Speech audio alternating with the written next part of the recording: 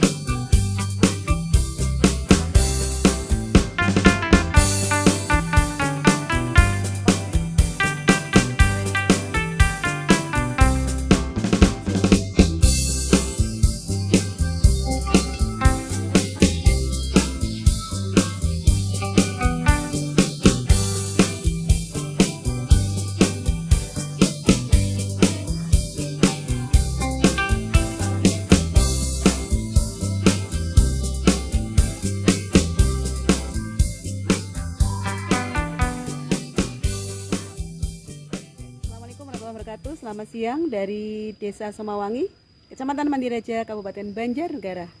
Siang ini seperti biasa saya mau eksplor suasana pedesaan, kehidupan di pedesaan di salah satu dukuh di wilayah Desa Somawangi, Mandireja, Banjarnegara, yaitu Dukuh Derik, Kalipacet, Somawangi. Kehidupan warga khususnya di Dukuh Derik, Dusun Kalipacet, rata-rata warganya adalah hidup bertani. Salah satunya yaitu menanam pandan berduri. Pandan berduri ini biasa digunakan ya untuk membuat keterampilan atau kerajinan berupa tikar maupun keterampilan yang lain. Siang ini saya mau menuju ke salah satu rumah warga, yaitu Pak Pamin. Ya, beliau adalah seorang kepala dusun sekaligus salah satu warga membuat kerajinan dari pandan berduri. Seperti apa ya suasana di sana? Ikuti terus perjalanan saya dari Dukuh Derik, Kalipacet, Somawangi, Banjarnegara.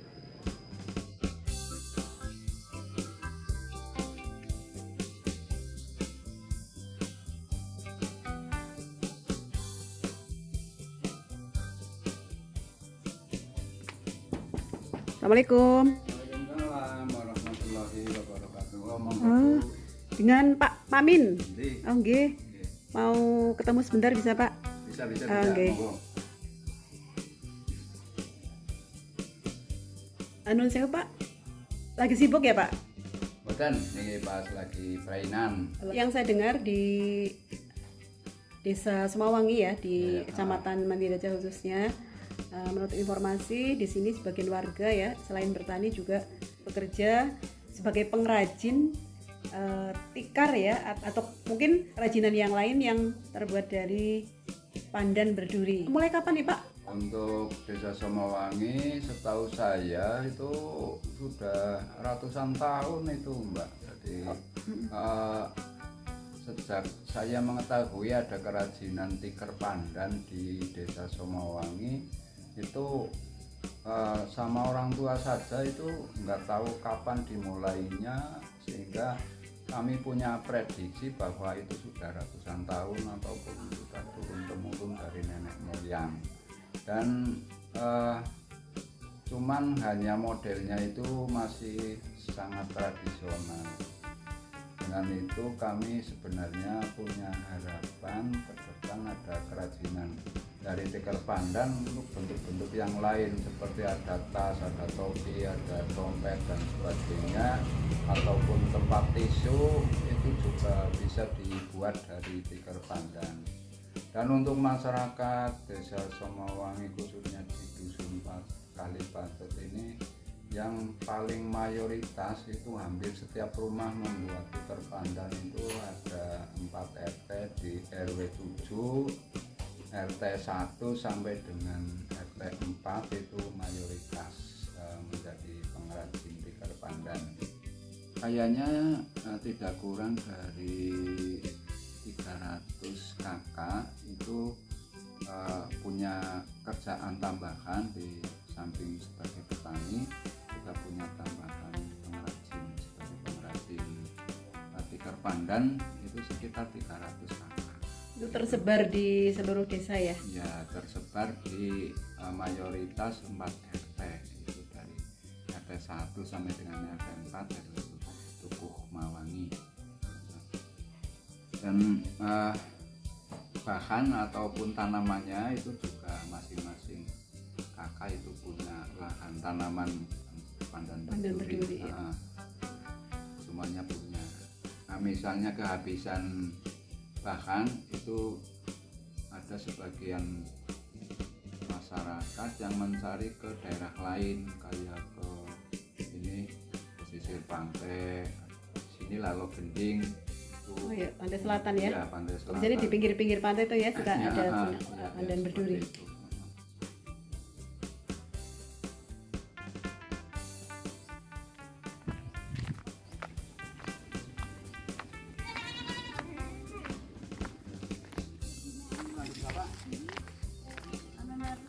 Nopo?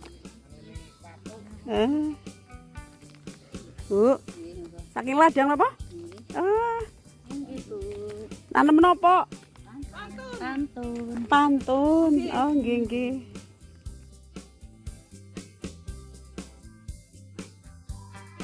Nggih. Ya. Ya, sekarang saya menuju ke kebun tanaman pandan berduri.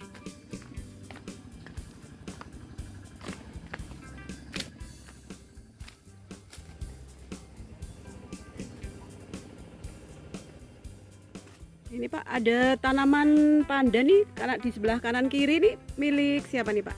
Kalau ini milik Ibu Paisem, ini lahan ini desa sekitar 100 ubin lah sama ke bawah ya?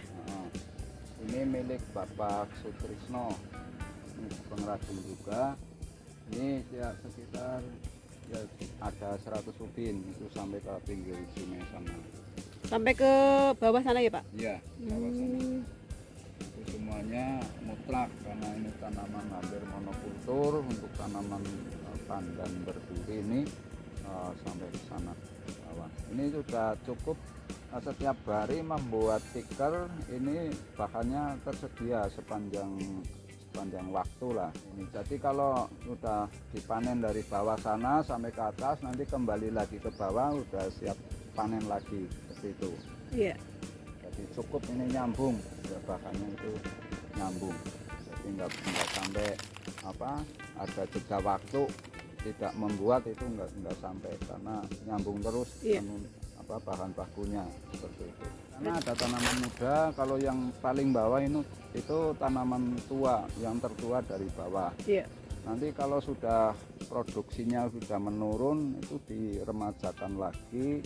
Kemudian nanti yang sini kan yang paling bagus ini di bagian tengah, kemudian sana mulai dipanen muda, kemudian nanti dari bawah lagi itu kalau sudah tidak produktif itu diremajakan lagi. Jadi terus menerus tanaman itu. Ya, jadi nanti kita akan lihat tanaman pandan berduri dari tanaman yang paling muda ya. Ini jenis tanamannya seperti ini. Ini bisa tumbuh di sembarang tempat. Di bawah tanaman kayu aja ini udah bisa tumbuh subur nih. Ini cara manennya seperti ini. Nah, seperti ini. Jadi disasak satu-satu ya. Iya. Nih, di sini.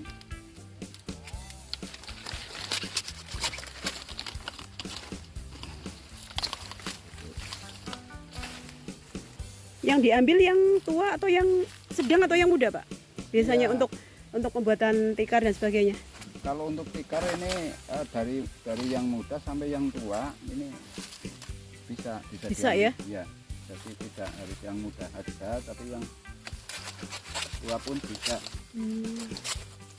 Dan ukurannya ini nanti kan menyesuaikan Iya. dari yang paling panjang sampai dengan yang paling pendek.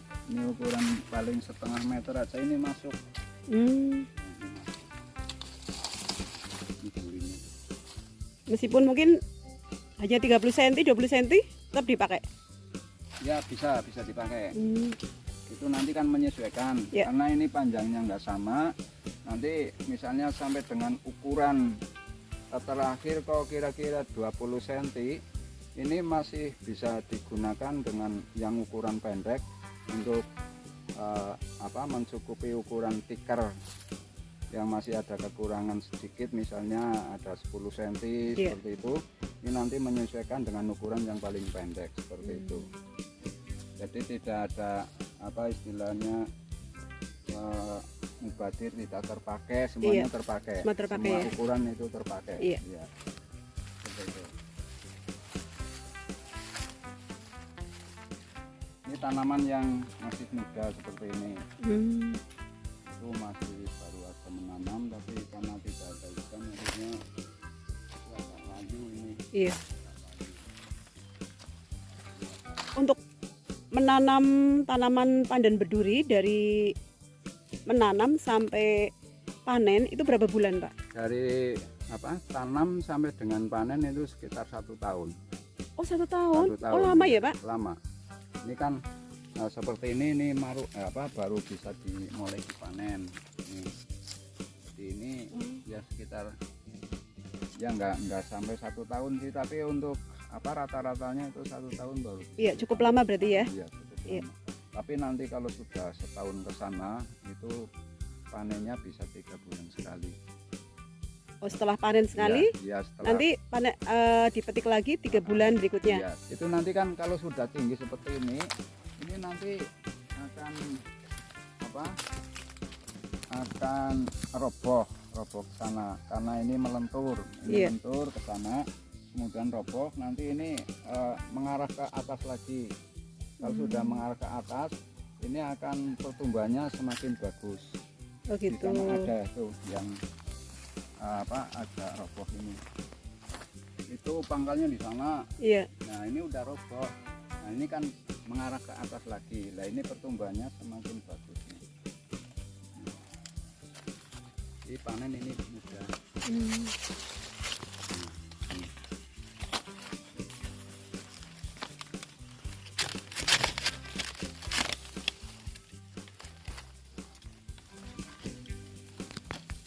Habis dipanen ya sekitar 1 bulan inilah, ya sekitar 1 bulan ini udah pertumbuhannya udah sekian lagi. Itu bahkan ada yang siap dipanen lagi seperti itu. Yang paling bagus ini ukuran-ukuran seperti ini nih. Jadi tidak terlalu muda, tidak terlalu tua. Nah, diproses ini lebih mudah. Jadi bisa warnanya lebih putih, lebih mengkilat. Dari dulu itu memang tujuannya pada awalnya itu bukan untuk membuat tikar sebenarnya. Iya. Tapi untuk menahan erosi sebenarnya. Tapi karena sekarang banyaknya tanaman itu kemudian bisa dimanfaatkan ya. Dimanfaatkan untuk membuat tikar sehingga masyarakat kemudian banyak yang menanam ini untuk dimanfaatkan untuk dibuat tikar seperti itu.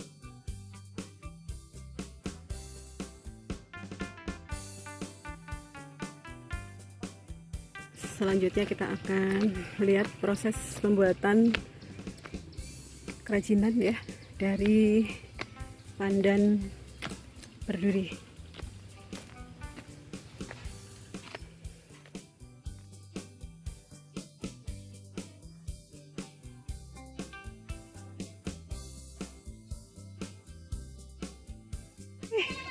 Kenapa?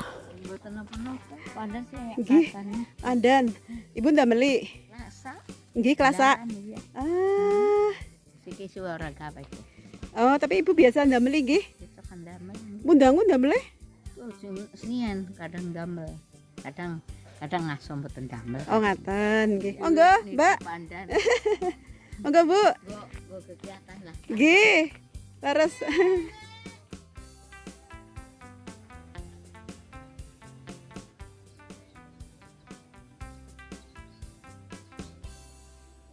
siang ini saya tengah berada di Dukuh Derik, Kalipacet, Samawangi, Banjarnegara. Sehat, Bu? Alhamdulillah iki gering-gering. Ya. Sehat, Bu. Alhamdulillah. Ye. Saya tengah berada di kediaman Pak Pamin.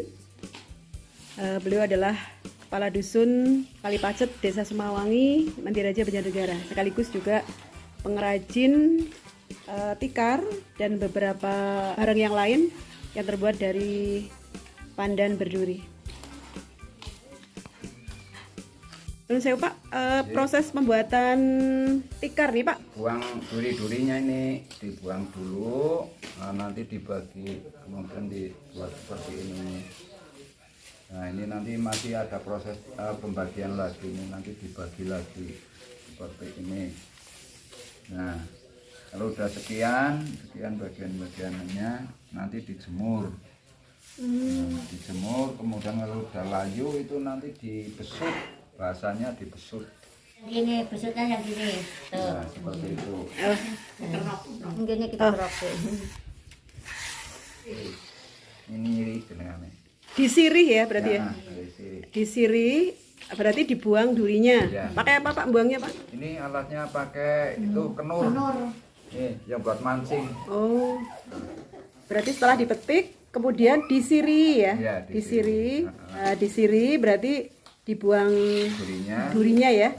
Pakai Pakai kenur. pakai kenur. Ya.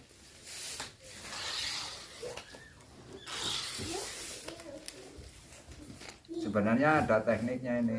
Ini jari yang kiri ini di taruh di sini. Ini untuk membatasi ini biar nggak terlalu lebar. Nah, ini. Tangan kirinya untuk Ya, membatasi ya?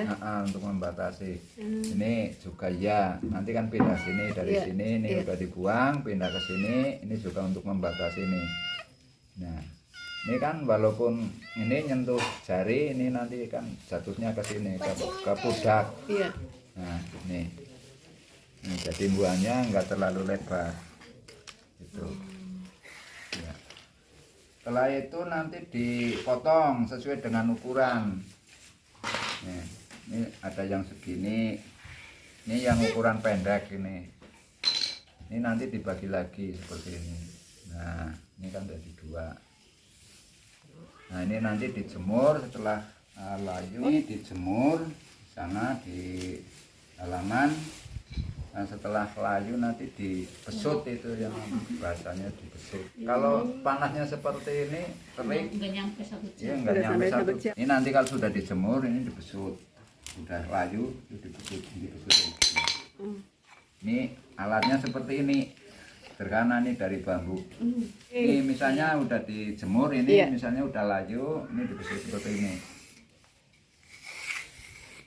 Dibesut berarti dihaluskan. Ya. Iya. Kan ada yang itu apa ya, mengkerut linting lah Linting lah, bahasanya lah. Ini biar nggak melinting. Iya. Warnanya juga semakin putih. Ini nanti dijemur kan jadinya putih yang Iya. yang udah dibesut. Gini. Ini kalau udah dibesut, dijemur nanti putih warnanya. Yang ini. Awalnya dijemur dulu, udah layu dibesut. Udah dibesut dijemur lagi. Oh, dijemur lagi berapa jam? Itu ya sampai 2 hari. Oh, berarti 2 yang hari. kedua bisa 2 hari ya? Nah, Oh, setelah iya. dibesut itu 2 hari. Setelah 2 hari, 2 hari. kemudian baru Iya, dianyam. dianyam. Sebelum dianyam nih dibesut dulu seperti ini, ya. Ini biar halus, ya. Ini membuka, ini Tidak keriting ya, Pak, ya? Yang keriting-keriting ini kan jadi membuka. Ini. Ini ukurannya lebih lemes lagi, Iya. lebih halus. Jadi dianyam nggak sulit.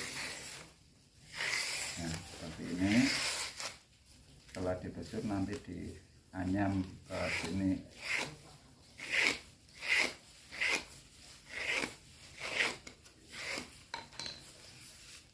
Ini awalan nganyamnya seperti ini. Awalan pembuatan tikarnya. Ini nerusi aja dulu.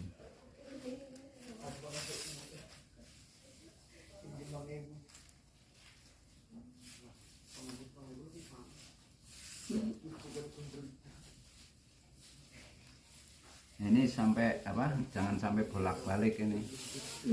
Kan ini Harus sama ya. iya harus sama biar nanti dianyam nggak sulit.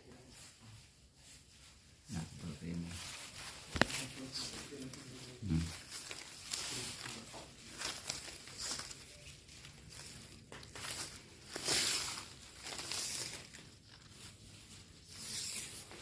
Jadi selang-seling ini pucuk sama pucuk, kemudian nanti pangkal sama pangkal. Nah.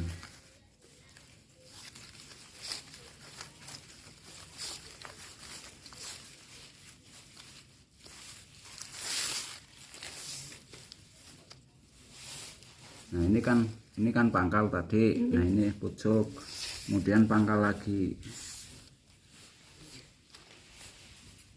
Nah seperti ini pangkal lagi biar ukurannya sama nanti sampai ke sana. Jadi pucuk ketemu pangkal.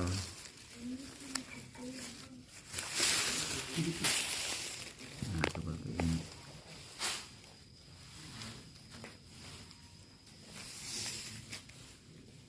Kalau sudah sesuai dengan ukuran ini ditutup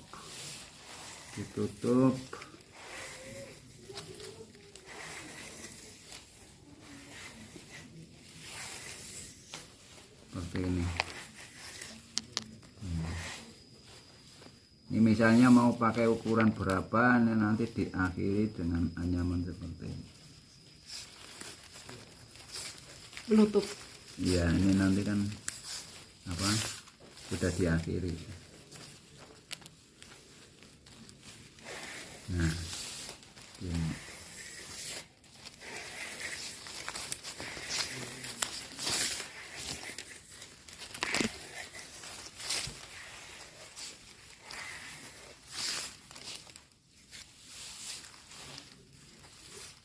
Nah ini udah cukup sekian misalnya.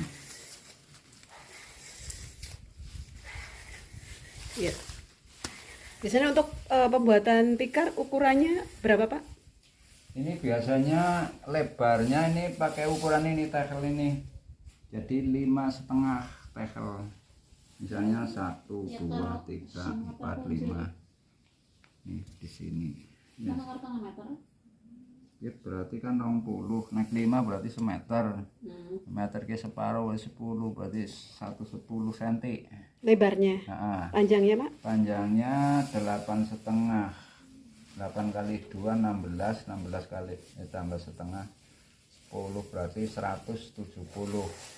Ya. Ini lebarnya Berarti 110 kali 170 ya. Iya. 110. Satu tikar itu bisa selesai berapa hari Pak? Kalau cuma nganyam dari pagi sampai sore itu bisa dapat 1 ya yuk. Iya. Kurangnya sementing karena kadang ngapal kayak gitu. Misalnya istirahat, sholat dan sebagainya kan mengurangi waktu nganyam seperti itu. Jadi ada istirahat makan atau mandi seperti itu. Tapi kalau di Sambi saya berapa hari Pak? Kalau di Sambi ya sampai 2 hari. 2 harian ya. Iya. Paling enggak seminggu bisa 2 tikar ya. Iya bisa untuk orang satu. Tinggal nganyam asal jangan dari proses awal. Kalau dari proses awal itu ya agak lama. Untuk pembuatan tikar Pak Pamin dibantu berapa orang? Ada 2 orang. 2 orang. Kalau ini kan sendiri, ini pengrajin sendiri. Oh sendiri. Ya, ini pengrajin sendiri. Oke. Aku kan Itu tadi lahannya yang di sini gitu. Aku tuh di situ. Iya. kalau gabung-gabung seperti ini kan nggak jemu Bu. Iya. Nggih, Ada temennya, jadi nggak temen, ngelangot, ada nggih. semangat gitu, nggak ngantuk. Iya. Terus untuk penjualan gitu langsung atau mungkin ada yang datang ke sini atau diambil pengepul, Pak? Diambil pengepul. Diambil pengepul. Dari pengepul itu yang kesini itu dari sini Mawangi.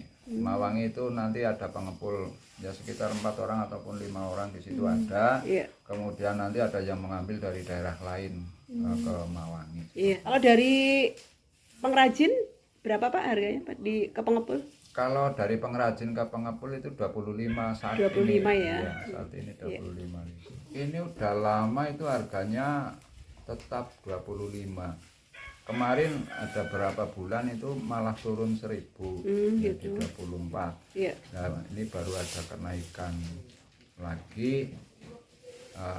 Kalau untuk berapa tahun yang lalu ya mungkin ada 3 tahun yang lalu itu udah mencapai 45 per lembar itu 45.000. Tapi setelah itu ada corona kemudian turun. Iya.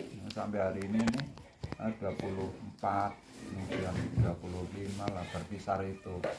Iya. Tapi tidak pernah turun drastis gitu. Ya dulu sampai 13.000 Bu. Oh pernah? Pernah sampai 13.000 waktu corona itu. Ya mungkin apa ya nggak banyak uang yang beredar mungkin atau gimana sehingga apa harganya menjadi turun sekali. Kalau Pak Pamin sendiri membuat tikar sudah berapa tahun?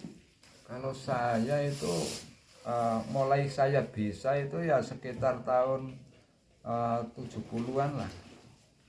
Turun temurun ya? Ya Dari orang tua juga? Iya dari orang tua. Saya mengikuti orang tua juga mengikuti dari orang tua.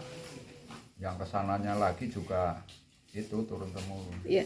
Untuk pembuatan tas yang tadi saya lihat ya Pak, itu tas yang buat Bapak sendiri atau istri atau sama putranya? Sementara cuma saya sendiri karena saya kan habis itu dilatih di Tasikmalaya di Raja Pola, Kecamatan Raja Pola. Pelatihan ya berarti ya? Pelatihan di sana 3 hari. Kemudian saya pulang, saya pelajari di rumah itu baru bisa menghasilkan seperti itu. Nah untuk pemasaran sementara belum saya pasarkan karena saya masih itu ya masih merasa ingin melihat terus. Kan baru pernah buat ya Pak. Berarti dipakai ibunya ya Pak, putranya gitu. Iya. Dulu ya pernah untuk Iya, tapi bagus saya. Pernah untuk kondangan itu. Oh, pernah? Iya.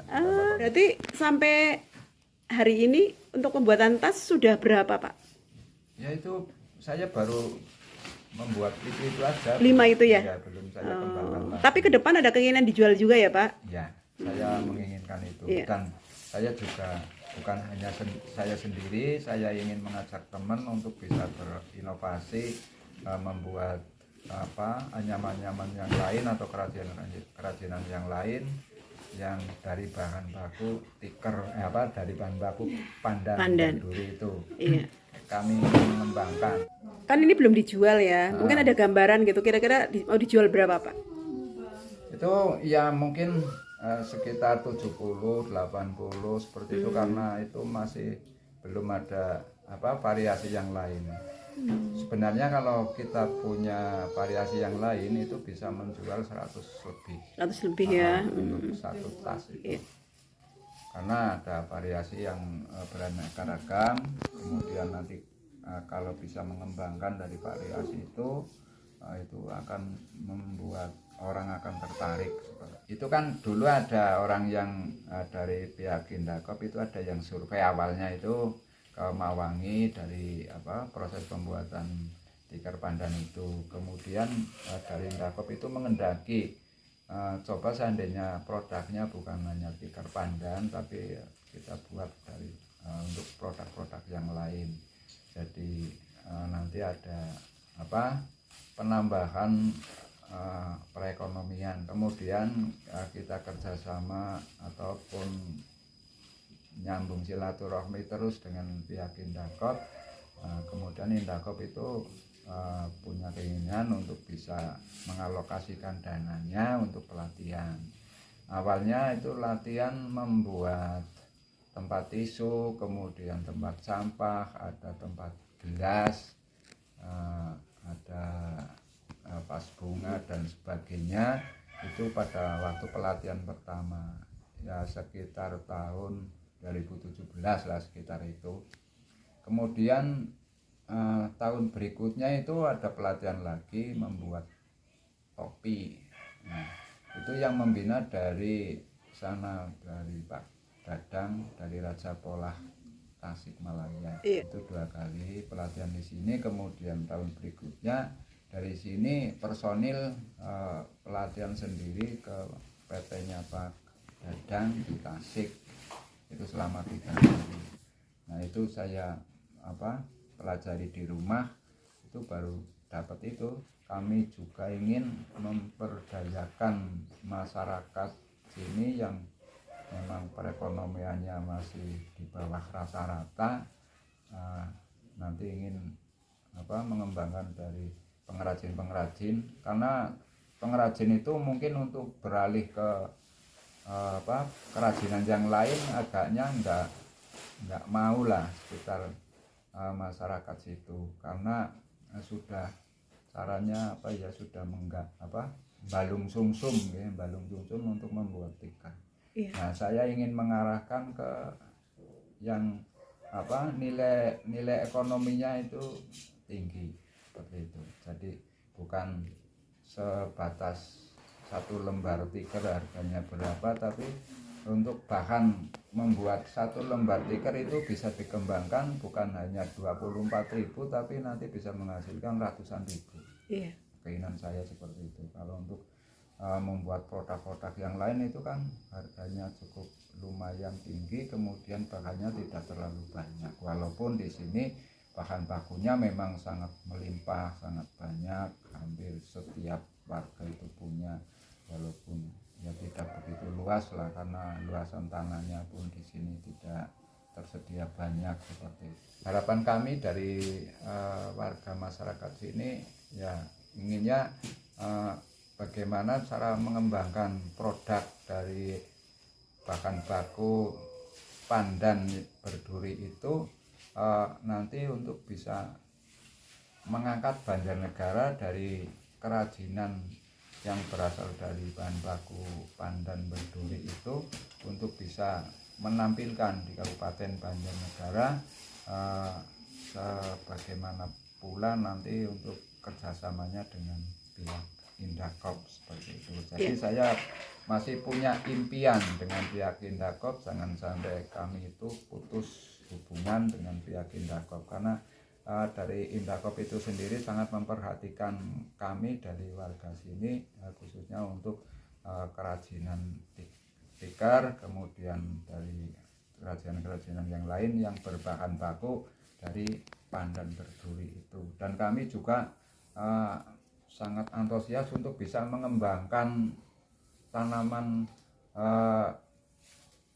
pandan itu, karena lokasinya ini sangat tersedia seperti, dan pertumbuhannya di sini juga cukup bagus, cukup potensi untuk tanaman pandan berduri seperti itu. Jadi kalau kita ingin mengembangkan, insya Allah tidak akan kekurangan bahan baku, karena di sini juga lokasi tersedia, kemudian bibit juga selalu ada seperti itu. Seperti yang tadi Bu lihat di sana kan sudah ada tanaman baru.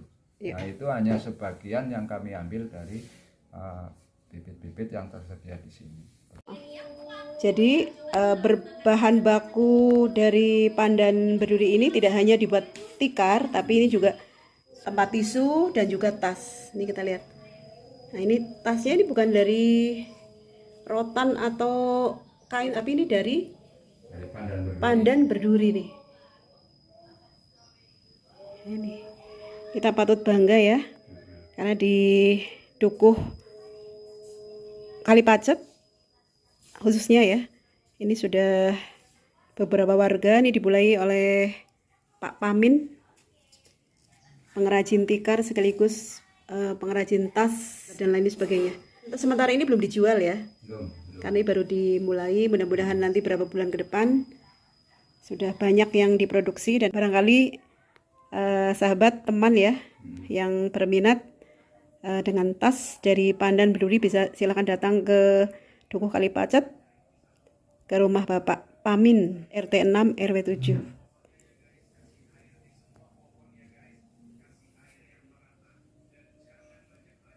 Kasih waktunya Pak Pamin. Maaf ganggu ya.